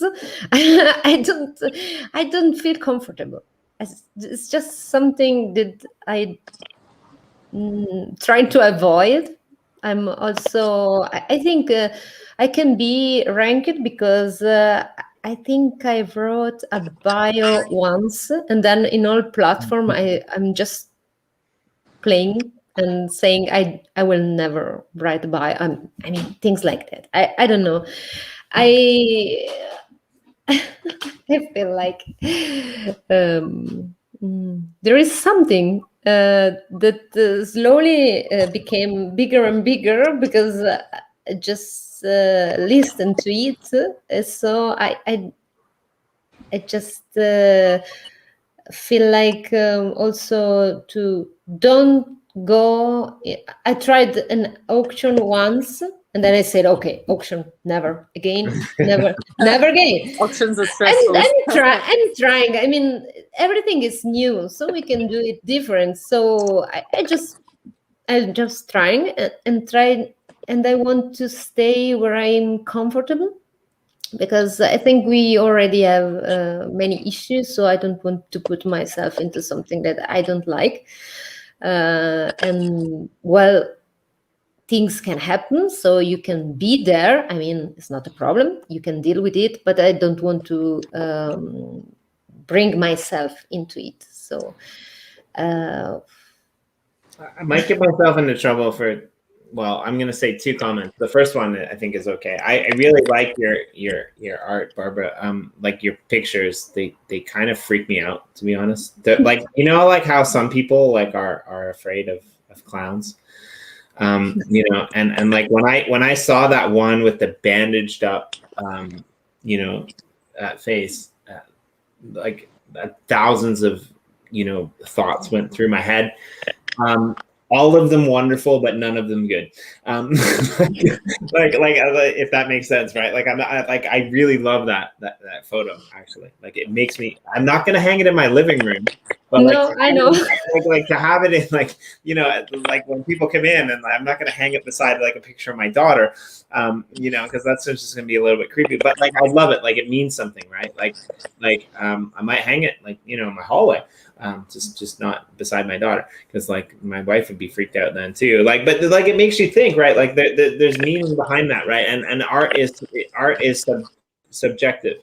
Yeah. But what annoyed me actually was, I think it was the guys from Rick and Morty. They did this like doodle, this hand drawn doodle of the Simpsons characters, and for some reason every Simpsons character had like I don't even know how to say this because I'm on the screen with 2 women. Like for some reason, like there was just an exorbitant amount of boobs in that hand drawn doodle, and it sold for like thousands, hundreds of thousands of dollars. And I was just like, this is ridiculous. Just because you're famous and you're putting that out there, it's like a piece of paper that like a child could draw on a napkin, and I didn't even know that it was like from these famous people before, right? And so like that part of it kind of annoys me. Like that, like I get annoyed at the fact that, like, you know, people who have a name in the real world can come in and just draw some stupid picture, and somebody will buy it just because it's an NFT, and it's not even good, right? Like it's not even you know, consistent with what their media would be, right? And so like I would much rather see you know, this blockchain space is I'm being selfish here, but I would much rather see this blockchain space as a platform where like people who actually have something to say get valued, as opposed to someone who's like mainstream artist already and comes in and just throws something out there at the market and people buy it up because they think it's going to be worth value, right? Like I don't know if that's making sense. Jennifer, you're kind of looking at me like, well, I just want to, yeah, I mean, this sort of thing, this kind of controversy and what makes good art and what doesn't is super timeless. Like if you think back to, fair enough. do you remember Andy Warhol and 12 cans of Campbell soup, right? You know, people thought that Picasso was weird and he painted like it wasn't, you know, classical, and he was completely talentless at one point. And then if you fast forward to Marcel Duchamp and his he did this installation piece which was just a urinal in an art gallery, and it was called The Fountain, and it was incredibly controversial and super famous and popular. And so this is like it's an argument that's going on, it's been going on for centuries. And I think with the Rick and Morty thing, if you're spending a lot of money on something like that, it's probably not necessarily because it's a particularly good drawing, but it might be because, you know, of the narrative behind it, and if you're a big Rick and Morty fan, maybe you just want to have a little piece of it. And what's excellent about NFTs is that I feel like there's actually room for all of that. There's room for the controversy and the weird stuff, but there's definitely a place for a higher level of curation and more interesting conceptual art as well. I don't know. I'm kind of I think it's a party for everybody, but personally I don't think I would have bought that for $100,000 myself. But yeah, I like not like something to somebody. So, yeah, but it's again about emotion, as we were saying, is again about emotion. So I want to be free, also to be upset of some behavior. I mean, I just can maybe express also this. Normally, I would like for everybody that when you're ironic or you find something that make people think, I think it's not so bad, even if it's controversial. Yeah. Who knows? Even if I felt bad, I think it's good that has been done. But me too. I have some point that I feel really hard to handle with. It's like when I see, as you say, people that have already enough power to enter the space and be rude. Like we say, an elephant going into a crystal shop. But I We mean, say the a bull in elephant a china shop. probably even do it not for fun, but let's say that the elephant want really to go and break this, no? And this is something I feel I don't feel so comfortable because I feel like invasion. I don't know, and I like the sea, the harbors, and where people come and go, and everything like that. So I love all kind of culture, but the willingness of do something that is too much that give too much heart to a space and too much to me. I want also to prevent myself to do this. I mean, I'm not yet into the potential, but if I would be into the potential, I was like trying to think about like, let's say that now this big gallery want me to do this and that and sell this.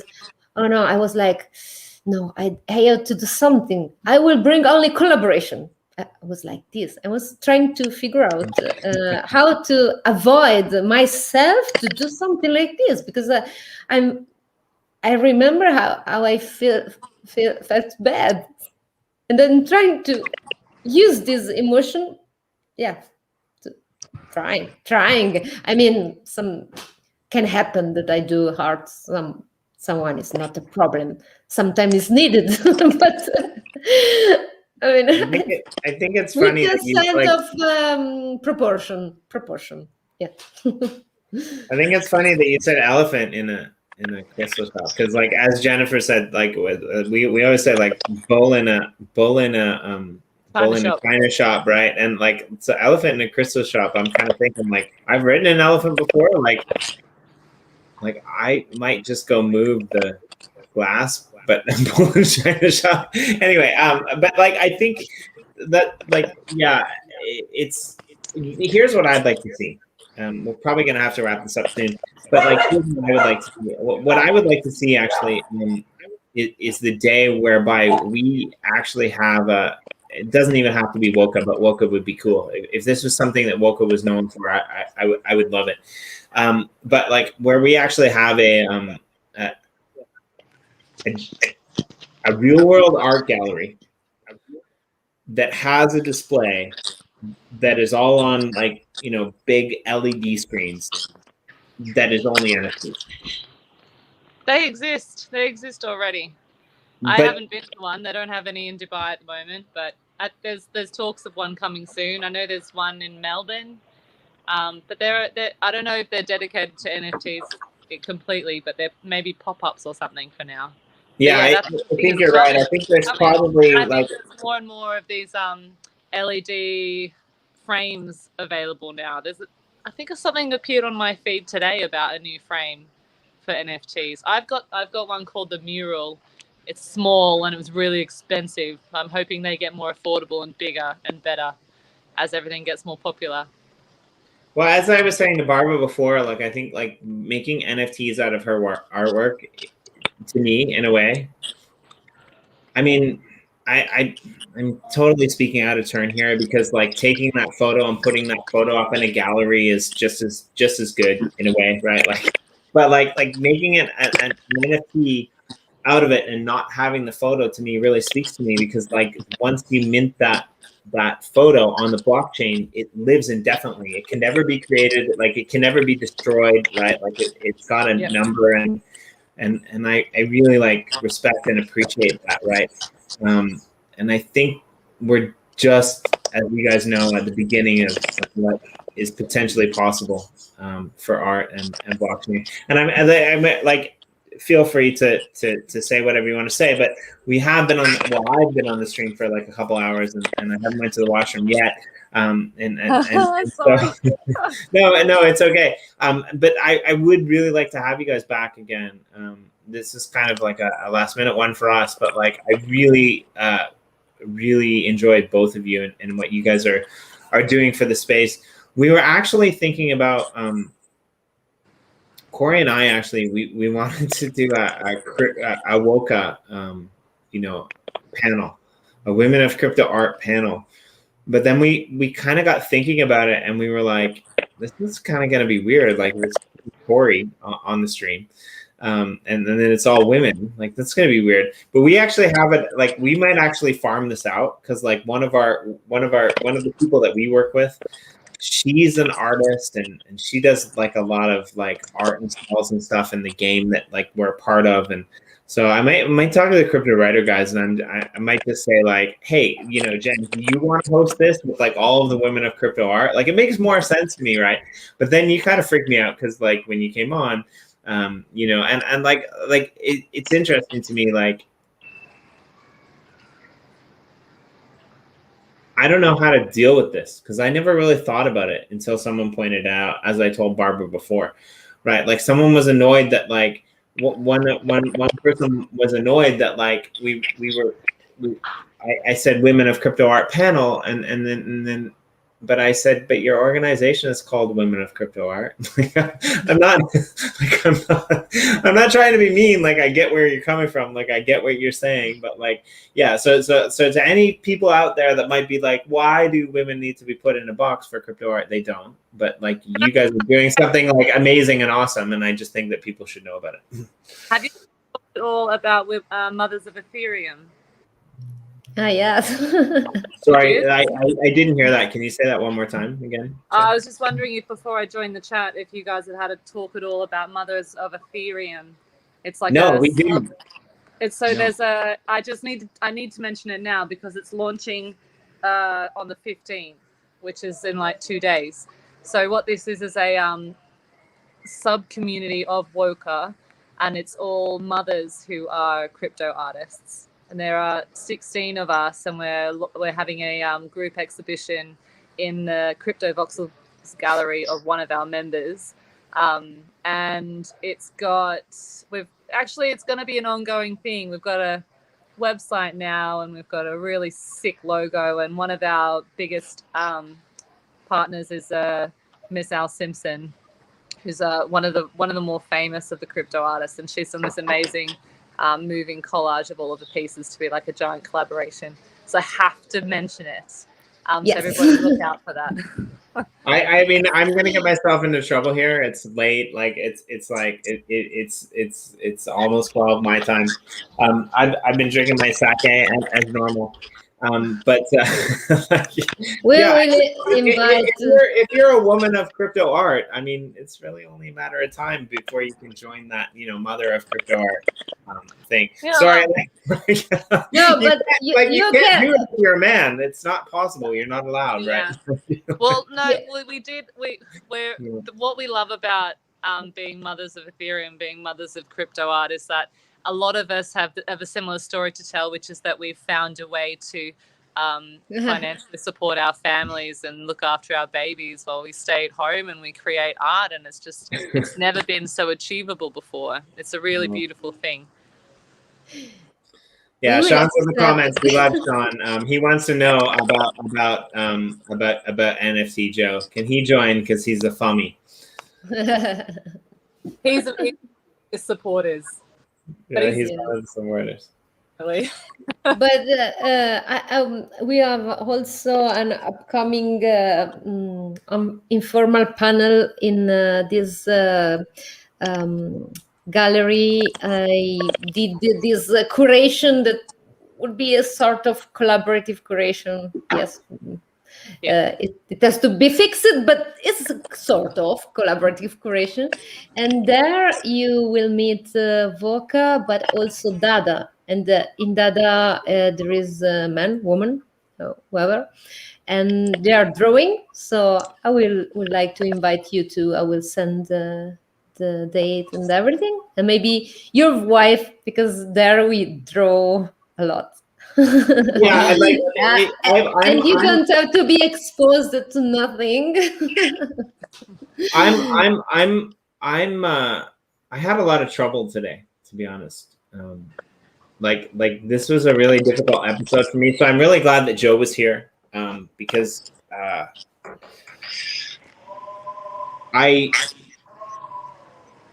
love it. I've been to Dubai many times, and I was wondering if I was Dubai, but like I didn't want to say it live on air, and yeah, I really like it.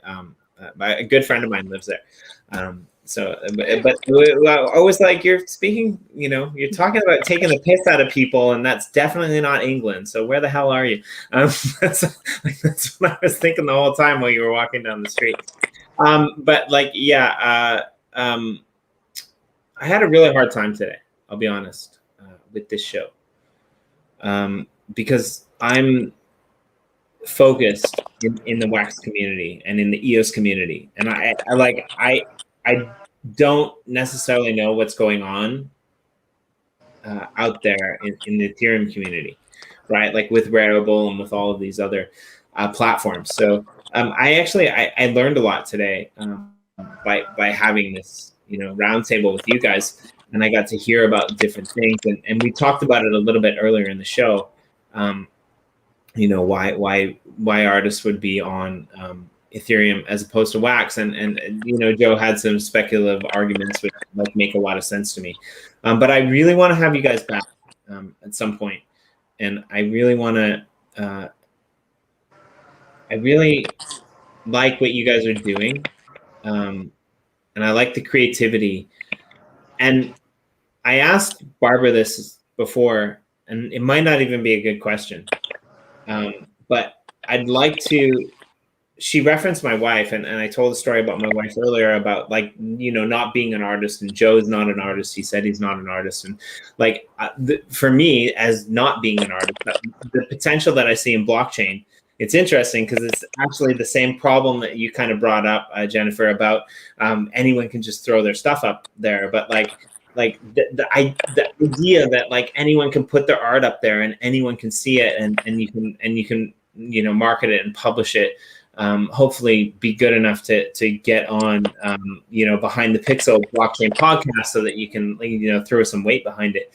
I think is really interesting. And I'd really like to maybe do a roundtable with you guys and maybe a few other artists about how people out there could get into crypto art. I think that would be really interesting. Like how real world artists could make that move. Towards, like self-monetizing themselves. Given me a really good opportunity to plug something else here. I hope it's going on. Okay, now go for it. So I've been a professional traditional artist for 10 years or so, and I made the leap into crypto in October. And the biggest stepping stone was just like not knowing what to do and figuring it all out. And somebody really had to convince me to try it, right? I've got a good friend here in Dubai who's an art curator and journalist, and another friend who's a marketing and comms genius. And the three of us have gotten together. We're all women, and we've started a new platform called Morrow Collective. And what we're doing is going around to all of the galleries. We've got 11 galleries signed up to be partners with us at the moment. And we're going to help them transition some of their top artists into NFTs. So in doing that, we are helping them become a part of the community, but we're also giving galleries a place in the community because there's been no space for galleries at the moment, which is part of the whole thing, right? It's great for unrepresented artists like me, I'm one of them, to be able to sell our art in this way.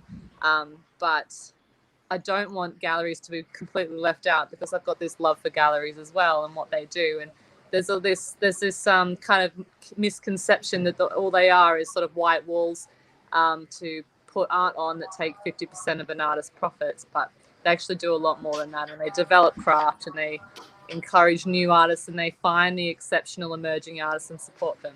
So anyway, we're bringing in traditional artists into the space for the first time, and our exhibition that we're launching with is on the 28th of May. It's in Crypto Voxels again, and every single artist that's involved is going to be showing their Genesis piece, so it's really exciting. They're all established traditional artists. We're helping them with things like setting up their wallets and learning about how it all works. And this is where I really find my passion in bringing traditional art and NFTs together, because they're sort of these two worlds that I feel really strongly about, and we're trying to bridge them. I think it'll be ultimately better for everybody. Yeah, I think that's really cool, actually. And I definitely want to support that on this channel and a few others as well. But I think, yeah, let's maybe next month. Sorry. If you guys are free, next month, let's do that. Let's get on here and let's talk about how to. Sorry, Barbara. I want you to come as well. Even though your answer to this question before was like, I'm not trying to convince other people to come on to art. I'm only trying to bring my friends and the people that I like, which I think is an awesome thing. But that's not what I do. What I do is I try to convince everyone that they should leave the real world and get into Ready Player One and come and play part of this like blockchain world with us, because this is where all the fucking cool kids are, right? Like, so that's what I want to do. But like maybe I next think it needs to go both ways. I think that the NFT community needs to reach out to traditional art as well. I agree, and this is kind of back to my idea about like I can't wait for the day that we have like you said, that it probably exists now, but like a dedicated, NFT gallery where people can go in and they can see it, right? Like I here's the thing, I'm a thinker, I'm a philosopher, and I've been saying this for like years. So like if anyone out there has the ability to create this, create it. And just give me 10%, and I will never know that you like stole this idea from the show. But this is what I want to see happen, right? Like I want to see NFTs as a business, right? Like I want to see that the smart contracts behind NFTs as like digital billboard advertisements, right? Like that you don't have to go through like a company for, right? Like you create an NFT that is a billboard advertisement and anyone can put it up, and every time that like it's played, a certain percentage is released back to the creator of that NFT, and then like when that NFT is gone, that's it, it's done, it goes kaput. I'm not a coder, I don't know how to code this stuff in, right? But I would like to see like similar stuff with like graffiti in virtual worlds, right? Like we're headed towards that direction, and it scares the hell out of me because I'm a freaking permaculturalist, right? Like I'm not even supposed to be on YouTube, or I grow food for a living. This is like, I don't really, but this is like what I want to do, and yet I'm like, I'm here talking about like digital billboards and stuff. But like I'm a really big fan of like self-proprietorship, right? And I think that there's an avenue here for both worlds. I think there's an avenue here for the first world to take back ownership of their craft, to take back ownership of what they do. And I also think that there's an avenue, if it's not on Ethereum, I'm sorry, but I also think that there's an avenue for people who don't have money, who might be stuck in a small African village, that can paint, that can create, that can do things, because we know this happens, right? And like we in the West, we take these pieces of art, we buy them en masse, we pay basically zero money to these brilliant artists, and we sell them at like 100, like $1 shops and stuff like that, right? And like I want to be the mechanism for allowing people to make a livelihood out of their creativity, and it's all honestly, coming. All of that is on the way. Yeah, I agree. So I want you to come on the channel, and I want to do like. Send me a date, man. I'll be there. Sounds great. That's awesome. Yeah. Well, I'm gonna send you the time in advance too next time. Cool. And maybe like give me like a 1 hour reminder. Yeah. Sorry about that. This was totally my bad. No, but I'm sorry. Really, I knew I had it in my phone just as the wrong time because I still haven't mastered world clocks. Anyway, I have to Me go. too. It's time to No, fly. so do I. So we're gonna end the show. Which one of you or both of you together want to give a karate chop? Because that's how we end it. Give it what? We give like a karate chop or some like kung fu move. That's what we do to end it. So give it. Ready? 1, 2, 3. Ah, Go. the cut.